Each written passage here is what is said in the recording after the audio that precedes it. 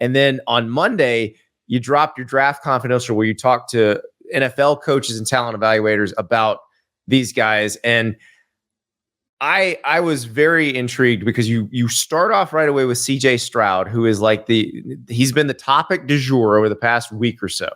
And it blows my mind because nothing's happened in the past week. Yet everybody's like, CJ Stroud's dropping. How do we know this?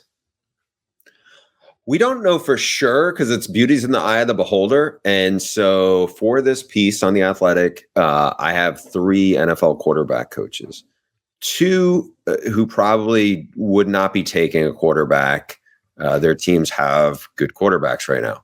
1 of those 3 does not.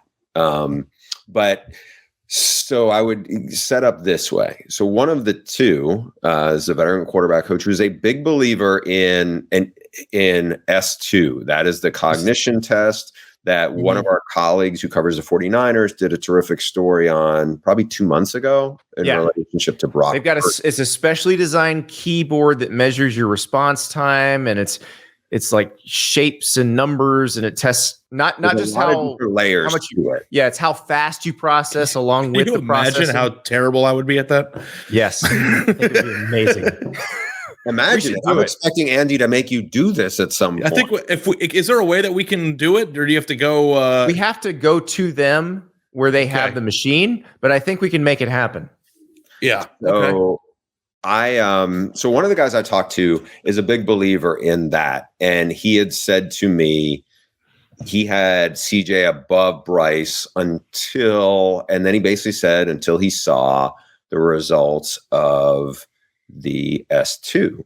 And he said, look, I'm a believer in it because we've seen it. We've seen some of the players that we've had, how they do it. It kind of lines up. But this person said what is a little bit probably off for, some of the people talking about it is it's really not your overall score. He said it's in about 4 specific categories that they think are really relevant to translating. And there's 9 categories. Yeah. And in the story, we list what those categories are. And this person also said, look, his score was not good. It was alarming. But if we were going to be looking at drafting a quarterback high in the first round, I would have him retake the test. He said, because something could have been off with that on that day. And this person, as well as the other 2 coaches, said they do not see, when you look at his film, a guy who you would think would have those issues that seem to be reflected in the S2. And that's the part that I think is really interesting. So when I started working on this story, probably, I don't know, a month ago, I knew I was going to talk about quarterbacks, but I did not think, it was like probably last Tuesday when I talked to, it was last Wednesday night when I talked to the first quarterback coach who brought up the analytics part, giving him pause on CJ.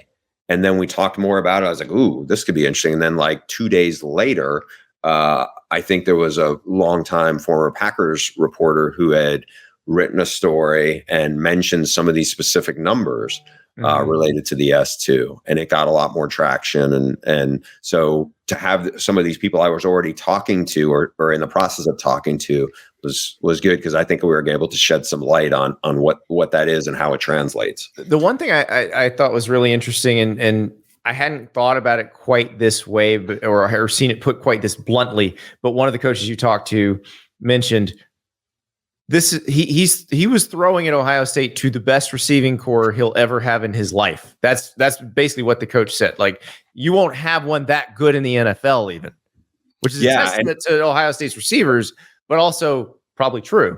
Yeah, I mean, when he goes, you had Chris Olave, Garrett Wilson, Marvin Harrison Jr., and then Jackson Smith and Jigba. He said, you have one, but he goes, it's you're lucky if you have 2 of those in the NFL. He had 4 and maybe 5.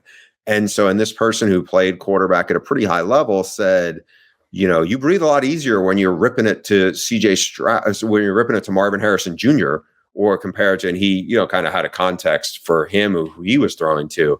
And it's just a much different dynamic. So not to pat our colleague on the back, but in that case, stars that absolutely did matter. Oh, Well, it is funny to me, guys, because, one of the hardest things in the recruiting process, and Bruce, you know all about this, is that it's hard to break down film and accurately rate high schoolers based on the competition that they're playing.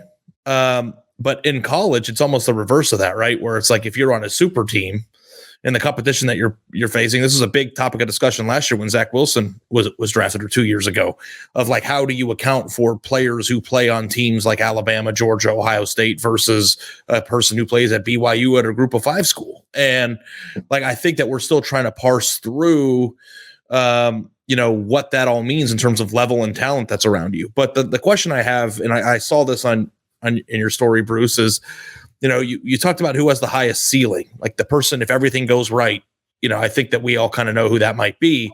But my thought of CJ Stroud, and based on your reporting, I'm curious to know what you thought, is that he would probably have the lowest floor of the 3.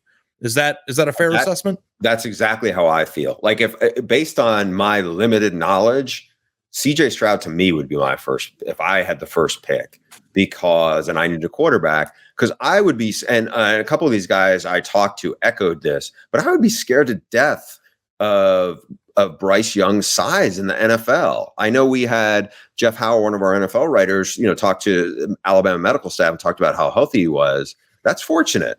But like, as somebody in my story says, Lamar, who's a much bigger guy. I don't know if people, in college remember Lamar Jackson's a big dude. Yeah. He struggles to make it through a season.